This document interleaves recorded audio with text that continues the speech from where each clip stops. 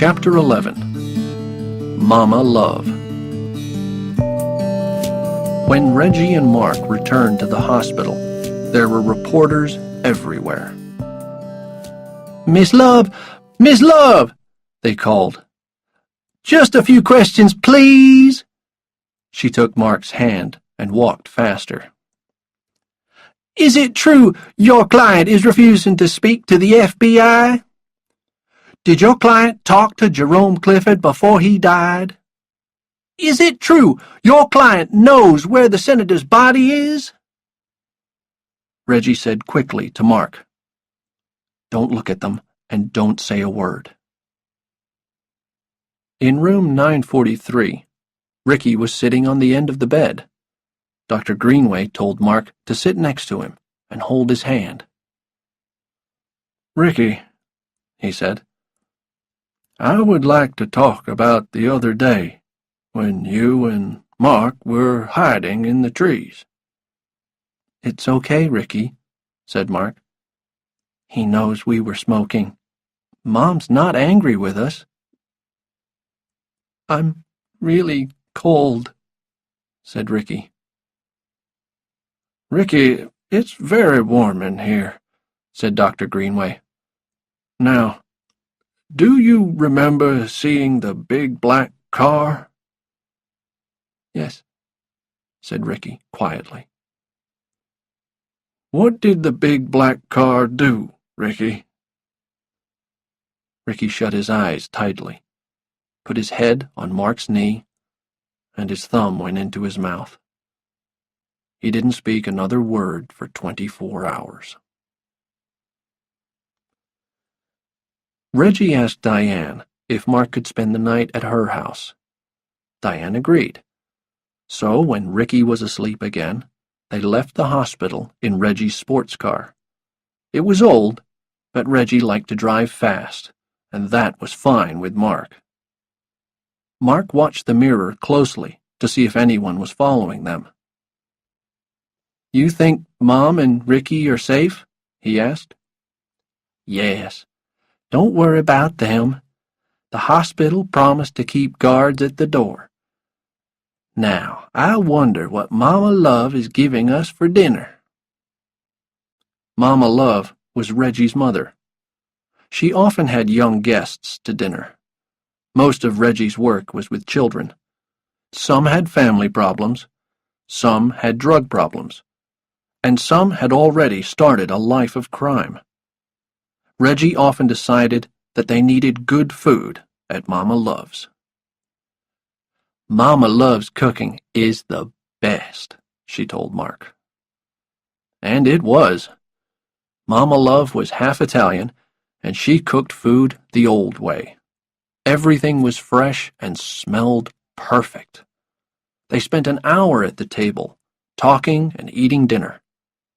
Dinner in the trailer never took more than 10 minutes. After dinner, Mama Love showed Mark some photographs. "Reggie's children," she said. "I never see them now. One's on drugs, and the other has big money problems. Their father took them and spoiled them. Reggie felt angry at first, but she's got a new life now, and tries not to think about it." Mark's bed was comfortable, and he fell asleep quickly. But around 2 o'clock, he woke up and found himself worrying about Mom and Ricky. Why was he here? His place was with them at the hospital. He got up and stood at the window, thinking about the past 2 days. It had all started on Monday, after school. Now he had missed 2 days of school. When would it all end? As Mark looked into the dark night, he suddenly noticed a small red light. A cigarette. Someone was out there, in the street, smoking a cigarette. Though he couldn't be seen, Mark held his breath.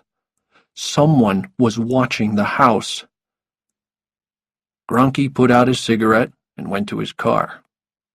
The kid was not going to move tonight, and he had something to do. He drove to Tucker Trailer Park. Chapter 12. Things Get Worse. 7:30 a.m. was too early for Reggie, but she had to get Mark back to Diane. Clint called before they left. "Bad news, Reggie," he said. "Mark's picture is on the front page again. Slick Moeller has written another story." When they got to the hospital, they could see the reporters waiting outside the front door. "Follow me," said Mark, and led Reggie through a side door to the kitchens and up the back stairs. "I know this hospital well now, don't I?" he said proudly. His smile dropped when he saw his mother. She was sitting in the hall with a cop next to her. She was crying hard. Mark ran to her. She grabbed him and held him tight. "Mark," she said, "our trailer burned down last night." "That's right," said the cop. "Just a few hours ago." Diane was still crying. "Everything's gone, Mark." "What started the fire?" Reggie asked. "Don't know yet," said the cop. "How's Ricky, Mom?" asked Mark. "He's okay," said Diane. "He had a good night." "Look, Mom," said Mark, "can we go inside and talk?" Diane nodded and took him into the room. When the door closed, the tiny, homeless Sway family was all alone. Foltrig had a plan. "Maybe we can get a judge to take Mark into custody. Get the law to keep him safe for us." The others looked interested. "Here are the advantages," said Foltrig. "First, it will protect Mark from the Mafia. At the same time, it will frighten Mark and make him ready to talk. We'll tell the judge we need Mark safe so he can talk in court." "If you want to do that," said McThune, "you need to see Judge Harry Roosevelt. He's the chief judge for the children's courts here in Memphis. But don't tell him you want to frighten Mark. The best way to get him to agree to custody is to show him that Mark is in danger. And if you want to get Mark into court, you will have to say he knows something that will help the Moldano case." "He knows something, all right," said Foltrig. "I'm sure of it." When Judge Harry Roosevelt became a judge 22 years ago, he was the first black judge of the Children's Court in Tennessee. He was clever, he was kind, and he was wise. When he heard about the danger to Mark Sway, he thought carefully. He didn't like to do it, but he agreed to hear Mark in court and to take him into custody until then. He signed an order. "Take him into the children's prison," he said. "Give him a private room. Do not frighten him. I'll speak to his lawyer later today." Mark and Diane were in their room talking about the fire and all the things they had lost. They whispered because they didn't want Ricky to know about the fire yet. Ricky was awake. His eyes were open, but he was staring at the ceiling without saying a word or moving at all. There was something Mark didn't say to Diane, something that worried him. Maybe the fire wasn't an accident. Could it be another message from the man with the knife? Trailers didn't usually burn down at 4 o'clock in the morning. There was a knock at the door. Mark opened it. 2 men entered the room. Memphis Police here. Detective Nassar and Detective Clickman. Looking for Diane Sway?" And they handed Diane some papers. "These are from the Children's Court, Miss Sway," said Nassar. "We're here to take Mark Sway into custody now, ma'am. The judge wants to see him in court this afternoon." "What?" Diane shouted at Nassar, dropping the papers. "Judge's orders," said Nassar, picking up the papers. "You can't take my son!" shouted Diane. But they could, and they did, pulling him into the hall.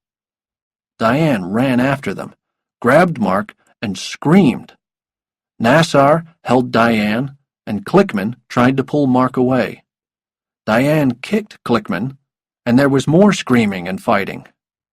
In the middle of all this, Ricky appeared at the door. He stared at Mark, who was held by Clickman. He stared at his mother, who was held by Nassar. Everyone stared at Ricky.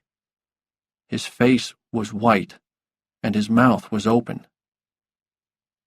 "It's okay, Mom. I'll go," said Mark. "Look after Ricky. And call Reggie. Tell her to come to the prison." A lady in a uniform with Doreen on the pocket met them at the prison. She gave Nassar a paper to sign and asked Mark to empty his pockets. Everything went into a metal box. Then she took him to a small room. It wasn't too bad, but Mark felt very lonely. "Can I use a phone?" he asked. "To call my mom?" Doreen brought him a phone and a phone book. "You can have it for 10 minutes, she said, and locked the door. Mark found the number for St. Peter's and asked for room 943. "Number 943 isn't taking calls just now," he was told. Ricky must be asleep, thought Mark. He tried Reggie. No luck. Then he had an idea. He called a pizza restaurant. "This is Detective Clickman, Memphis Police," he said in a deep voice. "Please send me 40 pizzas for a surprise party here in the police station. I'll pay when they come." When Doreen came back for the phone, Mark looked much happier.